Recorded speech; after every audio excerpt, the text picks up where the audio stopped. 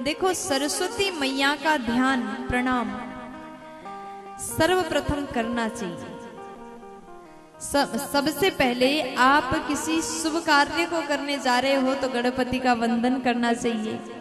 उसके बाद में भगवान की वंदन, तत्पश्चात मां सरस्वती का वंदन अवश्य करिएगा, क्योंकि गणेश जी का वंदन इसलिए किया जाता, वो बुद्धि को देने वाले हैं। हमारे पास में बुद्धि है, ज्ञान है, लेकिन वाणी नहीं है तो बुद्धि किसी काम में आने वाला नहीं है।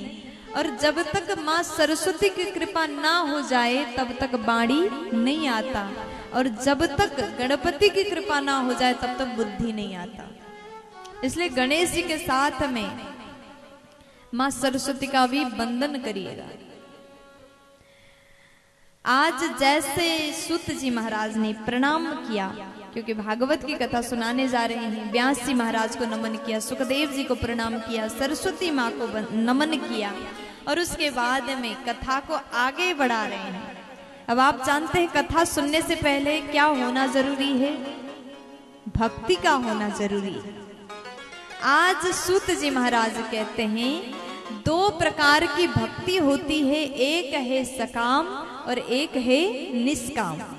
अच्छा, ये बताइए, आप सकाम भक्ति करते हैं कि निष्काम करते हैं? बताइए, नहीं पता? अच्छा, ये बताइए, आप लोग को सकाम और निष्काम का अर्थ समझ में आ रहा है? आ रहा है? सकाम का अर्थ है कि हम मंदिर जाते पूजा करते हैं और भगवान से कहते हैं कि भगवान हमारे ऐसा हो जाए, वैसा हो जाए, घर अच्छा हो, परिवार सुखी रहे, खूब धन आए, पैसा हम लोग कमाएं। पूजा तो करते हैं लेकिन किसी कामना के साथ में पूजा करना, इसे कहते हैं सकाम भक्ति। और आप निष्काम भक्ति करते हैं तो वहां पर कोई भी कामना नहीं है। आप मंदिर जा रहे, पूजा कर रहे हैं, कुछ मांगने के लिए नहीं जा रहे। आप मंदिर जाते हैं केवल भगवान से प्यार करते हैं, इसलिए आप मंदिर जा रहे हैं। भगवान से विश्वास है, भगवान के चरणों में प्रेम है, इसलिए आप मंदिर जाते हैं, इसलिए आप पूजा करते हैं। इसे कहते हैं निष्काम भक्ति। और हमको तो लगता है कि निष्काम भक्ति करना ज्यादा उत्तम है। वैसे सकाम भक्ति अगर आप करते हैं तो भी कोई दिक्कत तो नहीं है। वो कहते हैं ना, माता पिता के साथ में बच्चे कुछ भी बोल सकता है। पिताजी से बोल सकता, हमको ये दिला दो, वो दिला दो, क्योंकि अपने पिता पर अधिकार है। अगर बच्चों को कुछ चाहिए तो पड़ोसी के पिता को जाकर के नहीं मांगेगा, अपने ही पिता के पास में जाकर के मांगेगा, क्योंकि वो जानता है मेरा अधिकार यहाँ पर है।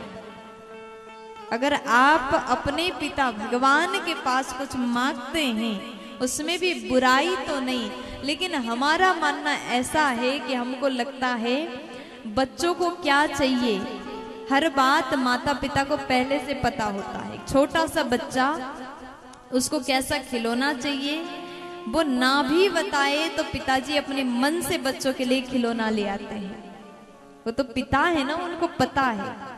उसी प्रकार भगवान भी जगत के पिता है, वो जानते हैं हमको क्या चाहिए, इसलिए बिना मांगे वो सब कुछ देते हैं। मांगने से सिर्फ उतना मिलता है जितना आपने मांगा होगा, लेकिन ना मांगने से उतना मिलता है जितना कभी आपने सोचा तक नहीं होगा। इसलिए भगवान के सन्मुख मांगने की आवश्यकता नहीं, वो सब कुछ देते हैं। प्यार से बोलो राधे राधे।